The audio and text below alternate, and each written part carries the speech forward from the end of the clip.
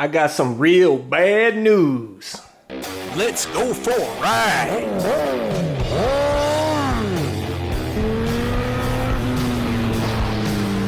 You are watching CycleCruza's all-in-one motorcycle channel. Subscribe today. First off, for those of you who haven't seen my 3.0 version of this WR250R unveiling video where I go over all the different mods on this bike, I'll include that video link in the description and comment section of this video. The main #1 modification I did to this bike was the Go Race suspension, which I did a follow-up review video on the suspension. That's the previous video to this video, and the suspension proved to be absolutely amazing so far from the little bit of testing I did where I jumped this local hill that we have and went over a few obstacles and whatnot. Suspension felt good, much better than stock. Stock wants to kind of buck you off the bike if you hit a jump. And I want to take this bike to the motocross track. That was my main motivation for upgrading the suspension. And so far so good, but when I get this bike fixed, I will take it to the motocross track and single track and jump some logs and really test the suspension out. But during that testing video, my bike failed to go in gear.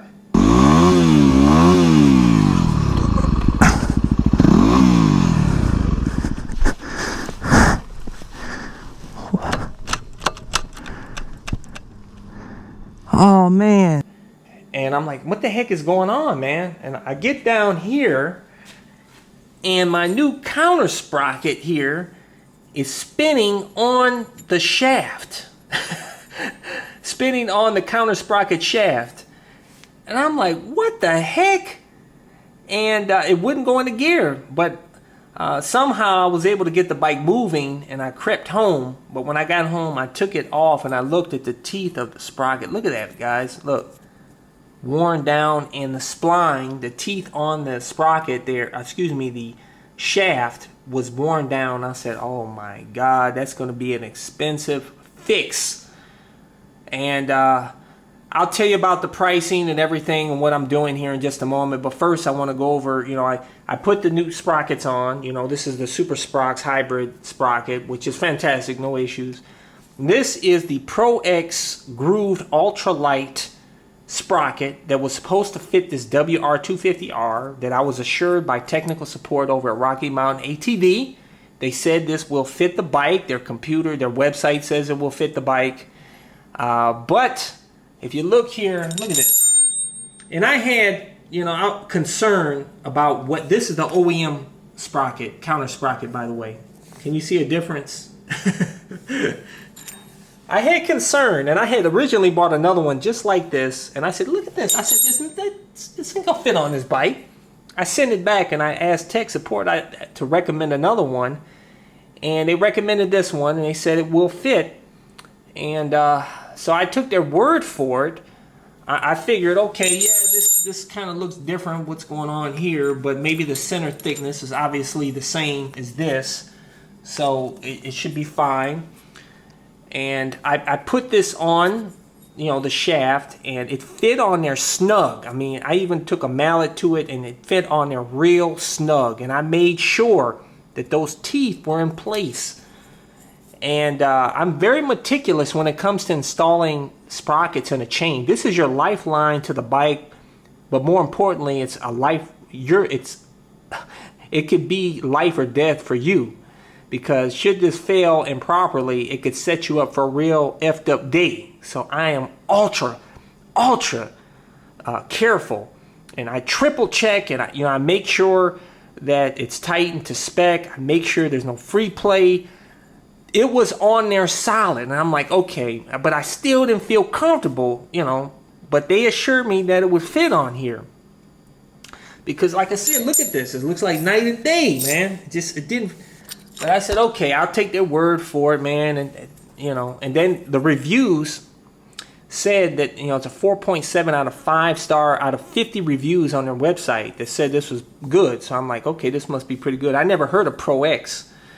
So, and the reason why I upgraded to this is because they said it helped expel dirt.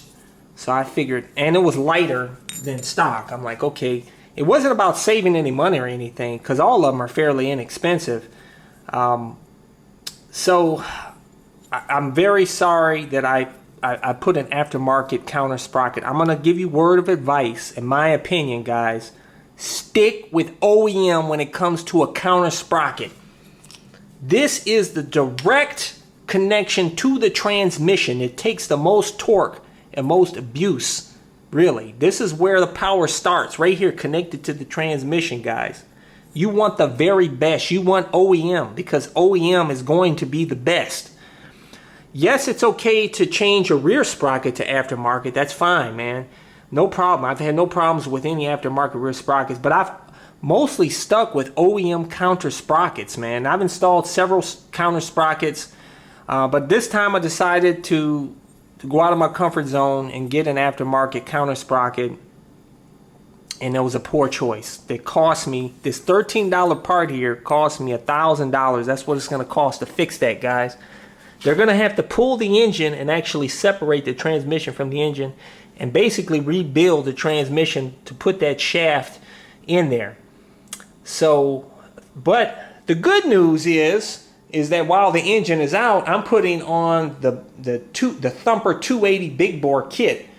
That's going to cost me $555 plus a $300 core charge. And then once you have it installed, you send back the core to them. They give you a refund of $300, and they give you a map too for your power commander, which I have a power commander on this bike. So I'll be able to tell you how good that big bore kit. The reason why I'm going with the Thumper 280 and not the Athena 290 kit, not only did a lot of you guys, you awesome viewers out there, leave comments and tell me why to go with the 280, but also I've talked to some experts and they said go with the 280 kit because it has the smaller piston, as where the 290 has a heavier, bigger piston that causes more vibration higher up in the RPMs. And they say you'll get better longevity, engine longevity, with the 280 kit with that smaller piston and no extra vibrations for it. And they say it gives a nice little bump in power. So I'll do a review on that and let you know how it goes. So it's only going to cost me an extra hour of labor to have them install that big bore kit on there. So that's the good news about it. But $1,000 because of the stupid part here. And like I said, I made sure that this was installed correctly. I spoke with tech support. I triple checked it. I even took it off and put it on again and made sure it was on there snug. Made sure that the teeth were lined up on there 100%, no movement, nothing. And for those, I'll tell you guys, there's a video on YouTube, which I'm going to include the video link in the description and comment section of this video. There's a guy, actually a mechanic on there, that tells you why you should buy brand name counter sprockets, and he actually shows a brand new counter sprocket that's installed on a bike, and there's a little bit of free play on it, and it's not because it's not tightened down to spec, but he says it's because of the teeth, because of the inferior build quality of it. And he said basically what that's doing is it's causing it, with all the torque and whatnot, it's gonna tear up the spline like mine did. So in my opinion, forget buying brand name even for the counter sprocket. Stick with OEM 100%, man, and you won't have trouble as long as you install it correctly. But OEM is going to be the best. It's going to be the strongest metal. I mean, that's something that the manufacturers put on, so it's the best. So that's my word of advice to you guys. So unfortunately, my bike is going to be down for about 3 weeks. I did contact Rocky Mountain ATV and sent pictures to them. I told them I wouldn't have put this on had it not been for their tech support. So I don't know what they can do to help me. If they do, I hope they can. We'll see what they do.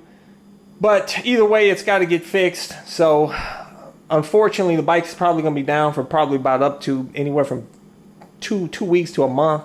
We'll see how long. I'll give you an update on it.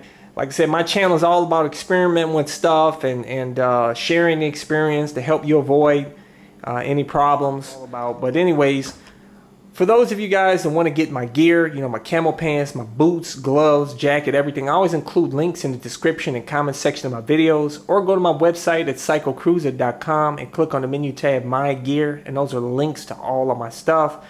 And for those of you that want to see more of my videos, click on the menu tab My Videos, and those are a bunch of playlists with my nearly over 1,200 plus videos categorized into those playlists to make it easier for you to navigate and hopefully find something to help educate you, to entertain you, or whatever.